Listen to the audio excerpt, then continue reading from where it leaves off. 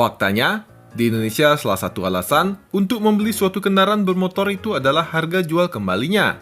Padahal, duit buat beli aja mungkin baru cukup untuk bayar DP, alias motornya bakal dicicil.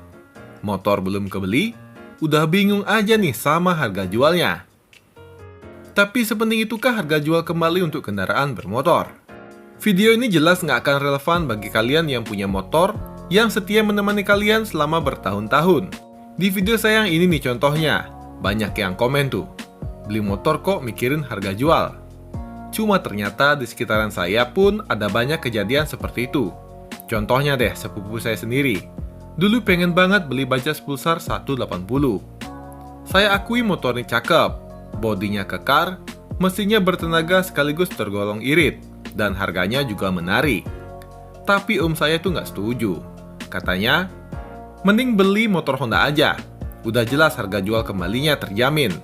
Dealernya ada banyak, dan spare partnya pun mudah dicari. Tapi sepupu saya waktu itu kekeh dengan pendiriannya. Akhirnya setelah beberapa tahun, motor ini kan mau dijual nih. Tapi nggak ada yang mau beli, atau mungkin nawarnya pada sadis kali ya. Akhirnya sampai sekarang dipakai om saya buat ke sawah. Dan setiap motornya rusak, om saya pasti bilang, coba dulu beli Honda. Gak bakal susah benerinya kalau rusak. Di sini saya mikir, yang dibilang om saya itu kan gak salah ya, karena kan udah terbukti. Kalau aja dulu anak ini mau beli motor Honda seperti yang om saya mau. Setidaknya, siang diiklankan di marketplace, sorenya udah banyak yang nawar. Kalaupun mau dipakai terus, spare partnya pun ada banyak. Bengkel manapun bisa benerin. Tapi sepupu saya juga gak salah. Selama 6 tahun pemakaian, pasti ada banyak cerita yang sudah dialami bersama. Dari menang balapan lawan Honda Tiger, mesin tiba-tiba mogok di pelosok dan akhirnya dinaikkan ke pickup buat dibawa ke bengkel di kota. Sampai urusan asmara pun motor ini punya andil. Dan setelah menikah, mereka lebih memilih Vario untuk pemakaian sehari-hari. Dari cerita tadi, kita bisa melihat dua sudut pandang yang sama-sama masuk akal. Di satu sisi, memikirkan harga jual kembali itu sebenarnya bentuk kewaspadaan finansial, terutama bagi masyarakat yang membeli kendaraan dengan cara dicicil. Nilai aset tersebut menjadi sangat krusial karena sewaktu-waktu ada kebutuhan mendesak, kendaraan itulah yang paling cepat diputar menjadi dana segar. Faktor pendukung seperti kemudahan mencari suku cadang, dan banyaknya jaringan bengkel resmi pun otomatis mengekor pada preferensi merek yang populer di pasaran. Namun di sisi lain, membeli kendaraan semata-mata demi harga jual kembali seringkali mengorbankan kepuasan pribadi dan pengalaman berkendara. Sepeda motor pada dasarnya bukan instrumen investasi, melainkan alat transportasi yang menemani mobilitas penggunanya sehari-hari. Sensasi menunggangi motor impian, kenangan perjalanan hingga ikatan emosional yang terbangun selama bertahun-tahun adalah nilai abstrak yang tidak bisa diukur dengan rupiah saat motor tersebut akhirnya dijual. Jadi seberapa penting sebenarnya harga jual kembali itu? Jawabannya tergantung pada tujuan kalian sebagai pembeli nih. Jika kalian adalah tipe orang yang cepat bosanan dan sering gonta-ganti motor dalam waktu yang singkat, katakanlah 2-3 tahun, maka memperhitungkan resale value dan kemudahan perawatan adalah keputusan yang tepat.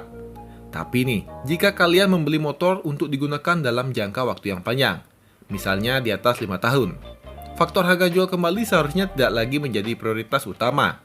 Seiring bertambahnya usia kendaraan, depresiasi harga pasti akan terjadi pada merek apapun. Pada titik ini, kenyamanan, kesesuaian dengan kebutuhan harian, serta kebahagiaan saat mengendarainya jauh lebih penting nih, daripada memikirkan berapa nominal yang akan ditawar orang di marketplace 10 tahun dari sekarang. Fenomena ini makin unik kalau kita bandingkan dengan lini kendaraan lain. Di segmen hobi nih misalnya, untuk urusan motor langka atau motor 2 tak yang dulunya dianggap rongsokan, harganya sekarang justru makin melambung tinggi karena faktor gengsi dan kelangkaan. Tapi untuk kendaraan harian, realitas pasarnya memang sekejam itu. Merek mainstream yang menang kuantitas akan selalu memegang kendali harga. Nah, pada akhirnya, membeli kendaraan itu adalah pilihan kompromi antara isi kepala dan isi hati. Nggak ada yang salah dengan om saya atau om-om kalian yang berpikir realitas demi mengamankan finansial keluarga. Tapi tidak ada yang salah juga dengan sepupu saya atau kalian sendiri yang memilih menikmati masa mudanya bersama motor impian, lengkap dengan segala suka, duka, dan cerita indahnya. Kalau kalian sendiri tipe yang mana nih? Tipe yang wajib hukumnya mikirin resale value sebelum beli motor? Jelas, kalian pasti membeli motor-motor yang laku seperti Beat dan Scoopy. Atau kalau motor bekas bisa ambil Honda Supra atau Yamaha Jupiter nih. Karena motor-motor seperti ini bakalan cepat laku karena memang masih digemari. Atau kalian adalah tipe yang idealis, yang penting hati senang, perkara harga jual mah belakangan. Kalau suka sama desain, meskipun itu motornya bakal langka dan bahkan nggak ada yang tahu, kalian nggak bakal mikir harga jual kembalinya. Nah, sekali lagi saya tanya, kalian tipe yang mana? Tulis pendapat kalian di kolom komentar. Dan sekian untuk video kali ini, sampai jumpa di video selanjutnya. Terima kasih.